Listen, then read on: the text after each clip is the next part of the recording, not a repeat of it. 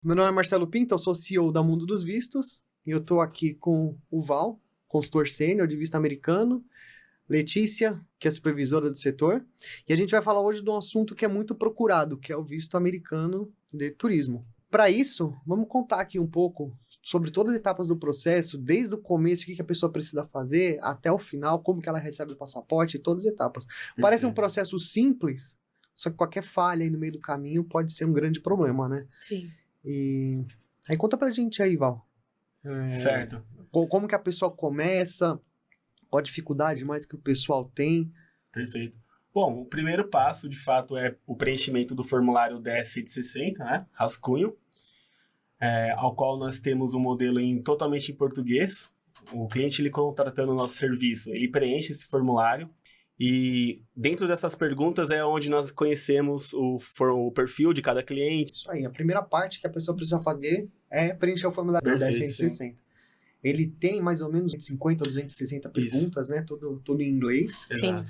E o nosso serviço ali é para facilitar mesmo o dia a dia, porque tem muita gente que acaba não sabendo como responder, às vezes o formulário ele é um pouco confuso nas perguntas que faz, então a gente consegue trabalhar nisso daí para poder preencher de uma maneira bem transparente e bem correta. Sim. E a gente sabe que preencher uma coisa errada dentro do formulário pode ser um grande problema. Sim. É fatal. Isso porque, na hora que chega na entrevista, o oficial vai querer saber exatamente aquilo que foi preenchido lá e tem que seguir com a verdade. Sim. Porque o perfil da pessoa é ela tem que preencher aquilo que ela é.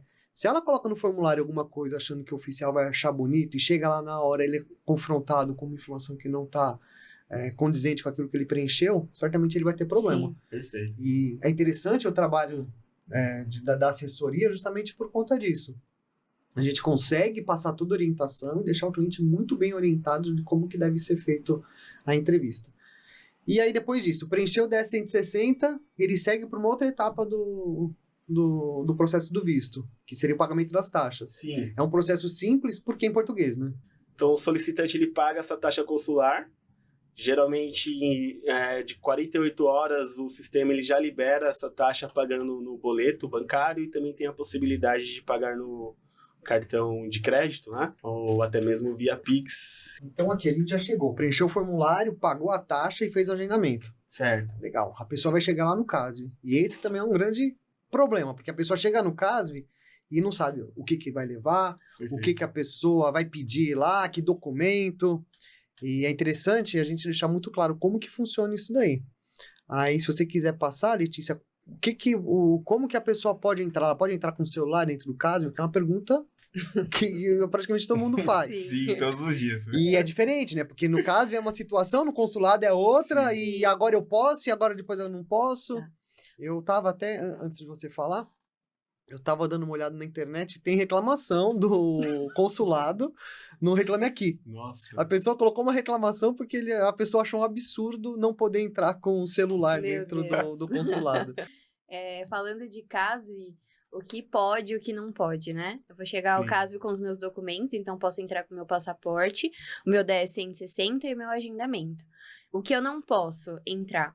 No caso, não tem muita restrição. É mais questão de bolsas grandes, guarda-chuva, não pode entrar. Então, alguns objetos que não são permitidos mesmo. Agora, o celular, pode entrar com ele, no CASV, desligado. Você não pode fazer a utilização do celular dentro do CASV, porque você vai estar sob jurisdição americana. Então, quem determina ali são eles. Então, tem o guarda-volumes, então você pode chegar até o CASV com o seu celular, mas chegou na fila, desliga e pode entrar com ele. Agora, se você se sentir mais confortável em deixar do lado de fora, pode deixar no guarda-volumes também. Uma pergunta que a gente tem muito é, eu vou de Uber, como que eu vou chamar o Uber? O que eu vou fazer com o meu celular? Porque já é diferente no consulado. No Sim. consulado não pode nem entrar portando o celular. Então, se quiser ir com alguém, a pessoa fica do lado de fora, segurando as coisas. Tem gente que pergunta muito isso pra gente. Posso levar meu marido, minha filha, ela ficar com as minhas coisas? Pode, contanto que ela não entre, né, junto com você no estabelecimento, ou deixar nesses guarda-volumes que o consulado disponibiliza. Não é próprio do consulado, mas eles têm aquele serviço, né? Tem aquela empresa terceirizada que é super segura. A gente recebe muito relato também de que se é seguro ou não deixar os documentos por lá. A gente nunca teve nenhum relato de problema, então é super seguro deixar a questão de celular e objetos que não pode entrar, mas no consulado, né? O caso é um pouco mais tranquilo. Mas não é do consulado nem do CASV, né? São empresas terceiras que ficam perto, próximo do consulado do CASV, que oferece esse tipo de serviço. Isso. Aí, legal. Então, fez agendamento, passou no CASV. O CASV, só para deixar muito claro, a pessoa simplesmente vai lá, tira uma foto, pega impressão digital. Exato. O tempo que fica lá vai diferenciar muito de cada CASV, a cidade que tá, a quantidade de agendamentos que tá lá dentro, muito. Mas geralmente não demora mais do que 30 minutos, mas vai depender muito de como que tá o dia. É exata a demanda, né? A pessoa saiu de lá, o CASV não fica com nada, passaporte, não fica com nada. Importante falar isso. Ele pega toda a documentação de volta e vai no dia da entrevista no consulado americano. Aí que o negócio fica bom, né? Sim. Aí que a parte fica boa. Uma questão que eu percebo muito que os nossos clientes nos questionam é porque a gente não consegue, muitas das vezes, agendar no mesmo dia o CASV e o consulado. Isso. E eles não entendem o porquê. Porque pra mim é melhor, eu faço tudo no mesmo dia. É porque é a disponibilidade da agenda. Então, eu tenho um CASV que ele atende das 7 da manhã até as 3 da tarde, mas eu tenho um consulado que atende das 7 da manhã até as 11. E não são todos os dias que atendem esses horários completos. Então, fica um pouco difícil, porque primeiro tem que fazer a foto e depois fazer a entrevista. Sim. Então, por isso que na maioria das vezes a gente agenda em dias alternados, em dias separados, por conta dessa restrição de horário. Então, se eu tenho um consulado que ele me dá um horário maior, a gente consegue encaixar o CASV no primeiro horário e o consulado umas 10, 11 horas. Mas se não tem essa disponibilidade de horário, aí fica um pouco difícil da gente conseguir encaixar. E uma pergunta também que eu percebo que a gente recebe bastante eu tenho um visto de turismo, eu vou fazer um visto de estudos. Eu já fiz o CASV, eu preciso fazer de novo? Precisa, porque cada visto é uma nova solicitação. Então, por mais que ele já tenha uma foto sua lá, tenha sua digital, vai precisar tirar tudo de novo, não tem como pular a etapa. Ele fala, é mais fácil, é só o consulado, mas infelizmente não, precisa passar por essas etapas de tirar foto e digital novamente. Sim, e só um adendo também, você falou da questão de agendar tudo em um só dia, questão de horários. Os clientes, os solicitantes, eles questionam muito quando agendamos em Brasília, né? Porque Brasília os horários, eles têm um tempo ali de 1 hora, 2 horas para cada procedimento, né? E Brasília também, como é mais próximo, é mais fácil. Aqui em São Paulo, se chover, esquece que você não consegue cruzar. Em Brasília, se eu não me engano, são 5 minutos do CASV pro consulado, então é muito perto. Mas o que a gente tem que deixar claro é que não depende da gente. Sim. Às vezes, pode pensar, mas você não quer porque você acha que não vai chegar lá no consulado, eu dou um jeito e chego rápido. Certo. Só que não é a gente, que a agenda fica marcada lá via sistema, a gente vai colocar de acordo com a disponibilidade do consulado. Sim. Perfeito. E muitas vezes não tem no mesmo dia, não é porque a gente não quer, sim porque não tem a opção de fazer. E acontece muito que a gente recebe, aí conta pra gente como que a gente trata isso. A pessoa vai lá, agenda, Letícia, eu tô com muita pressa, você conseguiu agendamento pra ele daqui 20 dias. Aí no dia seguinte ele te liga e fala assim, mas meu irmão fez sozinho e agendou pra amanhã. Assim. Acontece muito É você que não quis agendar ele pra amanhã ou o que aconteceu? Eles falam, você não quis me agendar, tem a disponibilidade, mas não é isso. A agenda vai aparecer de acordo com o que a gente entrar naquele momento. Então, eu posso entrar agora e ter datas pra amanhã, e posso entrar daqui 1 hora e não ter mais essas datas, porque ela é uma agenda dinâmica e ela fica online disponível pra todo mundo acessar. Então, eu posso acessar, o Val, você acessar e agendar. E tem um limite de agendamentos dentro daquela data. Então, por isso que às vezes a gente encontra e outras pessoas não, ou vice-versa. E também tem uma questão de horário. Então, tem os horários que são mais acessados, que é o horário comercial, que é o horário que a gente trabalha. Sim. Então, das 8 até as 18 horas é onde tem menos disponibilidade. E aí, se ocorre algum cancelamento à noite, ou mais cedo, ou de madrugada, tem essa disponibilização de datas, que é aí que entra o nosso serviço de antecipação. Perfeito. Que é o serviço que a gente oferece, onde tem uma equipe terceirizada, que eles monitoram essas datas nos horários que nós não estamos trabalhando e consegue alocar essas pessoas que têm um pouco mais de urgência. Mas acontece muito, você não quer me agendar, tem a data, eu sei que tem, é porque você tá lotado de trabalho, mas não é isso. A gente sempre agenda para disponibilidade do cliente, porque tem cliente que já chega com uma data específica. Olha, eu só posso ir em tais dias. Então, a gente aloca dentro daquilo que o cliente pode. Sim. E tem cliente que fala, não, agenda na primeira data, e a primeira data é daqui a 20 dias. Então, tem muito que a gente fazer em relação a isso. E aí chega no consulado, o pessoal vai chegar, você já comentou aqui, mas só para reforçar, não pode entrar com celular, não pode entrar com tablet. Fone de ouvido eles estão deixando entrar? Acho que não. Não. Fone de ouvido não, relógio não pode Isso, também. Relógio também não está Não deixando pode. entrar. Então, eles têm que zelar pela segurança, Sim. porque, querendo ou não, eles são muito visados. Sim. Sim. Então, quanto mais segurança eles conseguem colocar, a gente pode achar que é certo ou errado, mas eles sabem melhor Sim. do que a gente como que deve agir. Perfeito, isso aí. E passou sem nada, sem celular, deixou no guarda-volume, deixou no carro, a chave do carro pode entrar. Pode. E chega na hora da entrevista. É a hora que todo mundo fica Aí com é medo, a hora. né? Agora é a hora boa. Vamos deixar muito claro que, assim, o oficial, ele quer saber exatamente se você vai voltar para o Brasil ou não. Se você tem motivo para voltar para o Brasil. Sim. Certo. E normalmente essas perguntas são quais que eles fazem lá? Você consegue passar pra gente atualizado com o que eles estão perguntando? Então, quais são as principais perguntas? O que você quer fazer nos Estados Unidos? Então, né, tô tirando meu visto de turismo, quero turistar, conhecer a cidade. Pra onde você vai? Hotel, já tem passagem, hospedagem, tem data. Interessante mostrar que você pesquisou, que você Sim. tem um interesse pra onde você vai. Porque não adianta nada eu colocar que eu vou pra Nova York e perguntar qual é o principal ponto turístico e eu não saber.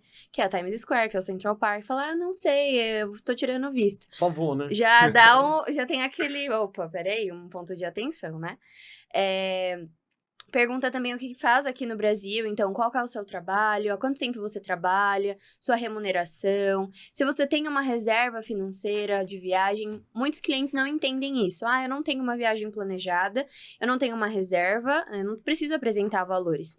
Mas se você está planejando ir para um país onde a moeda principal é o dólar, que é uma moeda cara, e você quer visitar locais, você precisa ter um planejamento financeiro. Sim. Não tem como eu mostrar que eu estou planejando e não tenho um dinheiro guardado. Porque eu vou fazer o quê nesse país? Você não tem recursos para gastar lá. Então, é bem importante ter reserva financeira, mostrar que você tem uma residência fixa aqui, então ter um imóvel onde você mora e que ele seja próprio, é muito importante. Formação é importante também, então ter uma faculdade, uma pós-graduação. E um que eu acho muito importante que as pessoas subestimam é viajar para outros locais. Verdade. Você viajou para outros países e voltou para o seu país de origem, isso mostra que você tem mais chances de ir e voltar. Então, falar é a sua primeira viagem internacional, então eu sinto que eles ficam muito receosos em relação a isso. E é importante ressaltar que tudo que colocou no formulário precisa provar. Então, se eu coloquei lá que eu tenho um imóvel, eu preciso provar. Se eu coloquei que eu tenho X valor, eu preciso provar. Então, é através dos documentos adicionais que a gente orienta o cliente a levar. Eles pesquisam tudo, então redes sociais também, a gente sempre fala para prestar atenção que coloca nas redes sociais, porque eles vão investigar. Eles querem saber se você é um potencial imigrante, e eles não querem isso entrando no país deles, né? Legal, eu separei aqui a Lei 214B, e o que ela diz? Eu até coloquei aqui para poder ler. A Lei de Imigração dos Estados Unidos estabelece uma presunção de imigração para todos os solicitantes de visto temporário, que é o de turismo também, de estudos. Essa presunção significa que, ao solicitar um visto temporário, como de turismo, estudo, o requerente é considerado, presumidamente, como alguém que deseja migrar permanentemente para os Estados Unidos. Aí cabe ao solicitante de visto ele mostrar para o oficial que não, ele vai voltar. Sim. Então, na hora que você chega lá, ele já está achando que você vai e não volta. Sim. Certo. E aí cabe ao solicitante mostrar, não, eu vou voltar por quê? Porque eu tenho um emprego, eu tenho uma faculdade, eu tenho família, Sim. e aí Sim, você consegue sim. comprovar. Sim. Sobre o Trump, e tem muita gente perguntando, Sim, né? com muito Tá medo. Nossa, muito eu em não alta vou hoje. agora para os Estados Unidos que ele vai me deportar. Então, vamos Sim. deixar uma coisa muito clara. Ele está deportando imigrantes ilegais. As Isso. pessoas Sim. são indocumentadas, Isso aí. não tem documento. Sim. A pessoa que está visitando o Mickey lá, não vai chegar o Trump e não vai bater na Disney e falar, vai embora Sim, daqui. Sim. Não Sim. vai, não mudou nada para quem está fazendo turismo, para quem tem o status legal. Sim. Sobre a dificuldade do visto, que também todo mundo fala, não vou fazer agora meu visto porque agora ficou difícil. Não é que ficou difícil. Se você tá querendo fazer só uma viagem para os Estados Unidos, uma viagem legal, turismo, não tem o porquê. Você tem Sim. o dinheiro para fazer a viagem, você tem o porquê voltar, você tá estabelecido no Brasil, não tem o porquê você ter medo da Sim. negativa. Sim. Normalmente o visto é negado porque ele entendeu que alguma coisa ali tá errada, que você pode ficar ilegal dentro dos Estados Unidos, Sim. não é isso que eles querem. Sim. E aí, tranquilo. O visto foi aprovado, a pessoa deixa o passaporte lá dentro do consulado para terminar o trâmite do visto dele, para colar o selo. E aí ele marca um dia, na hora que tiver tudo pronto, ele marca um dia para poder retirar, no caso, e que o passaporte retorna para lá. Uhum. E você tinha comentado uma coisa também sobre a questão da entrevista, né? Se era português, inglês, que Sim. também o pessoal fica meio com receio Sim, disso. fica receoso. Para entrevistas de turismo é em português, o oficial ele fala português. É um português meio arrastado, porque eles são norte-americanos, né? Sim. Mas dá para entender. Para a questão de visto de estudos, de trabalho, vistos mais específicos, aí sim a entrevista ela pode ser em inglês, porque você precisa mostrar um domínio, mas para turismo não é exigido. Só ressaltando alguns pontos em relação à devolução do passaporte, é importante entender que o passaporte ele fica retido, então tem muita gente que às vezes vai fazer a entrevista e quer viajar para outro lugar no dia seguinte com o passaporte. A gente já teve alguns casos assim, então fica de 10 a 15 dias úteis retido o passaporte para poder colar o visto, não é imediato a colagem, muitas pessoas pensam que é imediata. E aí tem duas maneiras de receber. Ou você vai lá buscar a agenda e retira, ou você paga a taxa e vai via Correios para sua casa, que é no valor de R$ 64,00, independente do endereço. Posso morar na Rua do Casve, igual a nossa empresa tá lá na Rua do Casve, que é R$ 64,00, porque é um Sim. preço padronizado que eles estipularam.